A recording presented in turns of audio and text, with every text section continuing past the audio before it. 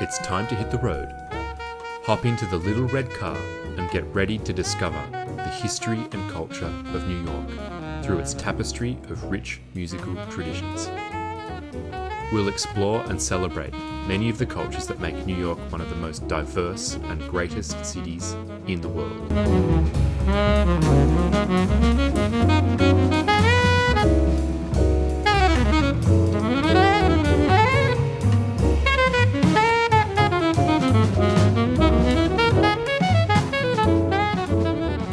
Welcome to today's episode of New York Stories. Let's learn about another one of New York City's many diverse neighborhoods. Where do you think the little red car will take us today? Could it be A.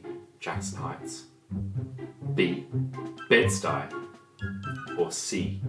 the Upper East Side? If you answered A, you were correct. Welcome to Jackson Heights. While there are people from all over the world living in every part of New York City, Jackson Heights is home to a community of over 108,000 people. And these people come from many, many parts of the world. In fact, over half of the people currently living in Jackson Heights were born in a different country. And there are over 167 different languages spoken in the neighborhood, making Jackson Heights one of the most diverse parts of the United States and a beautiful beacon of multiculturalism. While Jackson Heights is home to many vibrant cultures, including Colombian, Ecuadorian, Argentinian, Pakistanis, Tibetans, Nepalese, and Bangladeshis, today's episode will focus on the story of Indian culture and music. Immigration to the United States from India started in the early 19th century, when Indian immigrants began settling in communities along the West Coast. Although they originally arrived in small numbers, new opportunities arose in the middle of the 20th century, and the population grew larger in following decades. As of 2019, about 2.7 million Indian immigrants reside in the United States. Today, Indian immigrants account for approximately 6% of the US foreign-born population, making them the second largest immigrant group in the country, after Mexicans, and ahead of people from China and the Philippines. By 1992, the 74th Street area of Jackson Heights was officially named Little India by Mayor David Dinkins.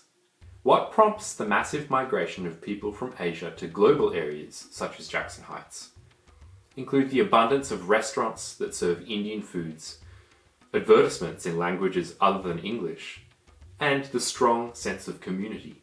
A major wave of immigration to California from the region of Punjab took place in the first decade of the 20th century.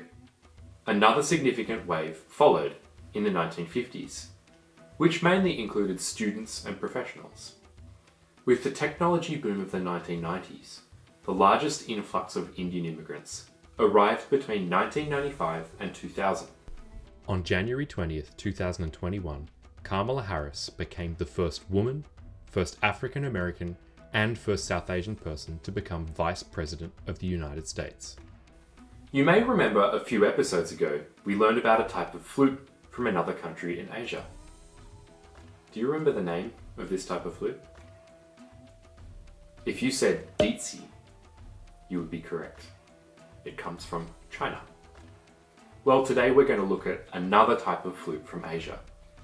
And instead, this flute is from India, and it's called a bansuri.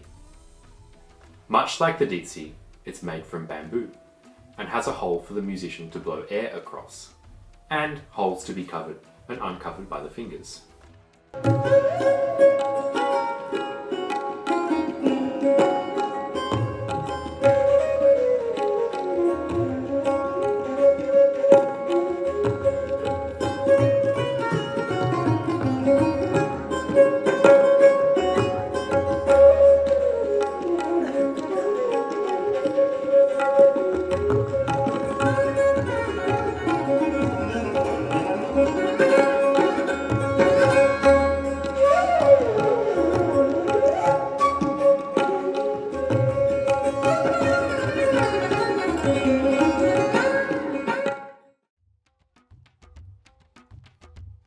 if we were students of music in India, one of the very, very first things that they would teach you is this thing that they call the Tala.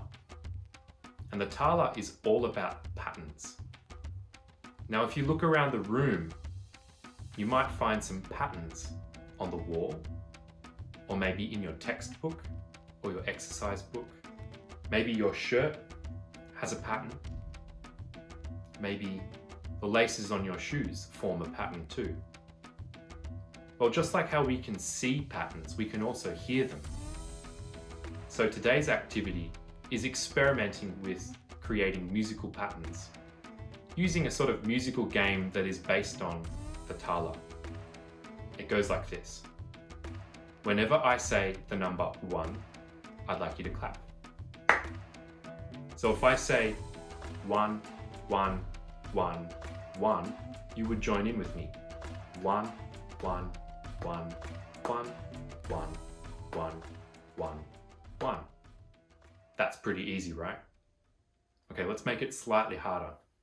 How about now, in addition to clapping on the number 1, let's see if we can clap on our chest for number 2. So for example, if I say 1, 2, 1, 2, let's see what that pattern sounds like. Here we go. 1, 2, 1, 2, 1, 2, 1, 2. Very good. Bit harder still. For number 3 now, what I'd like you to do is a golf clap. Golf clap is like this. You take 2 fingers in each hand, and you go like this. Sort of like a mini clap. So just to repeat, we've got number 1, number 2, and then number 3. Let's try that.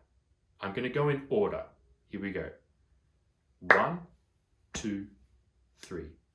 1, 2, 3. 1, 2, 3. 1, 2, 3. Very good. It's pretty tricky, right? Let's see if we can do it just a little bit faster. 1, 2, 3. 1, 2, 3. 1, 2, 3. 1, 2, 3. 1, 2, 3. Very, very good. It's kind of like doing this. Thanks very much, everybody. Great work. I'll see you next time.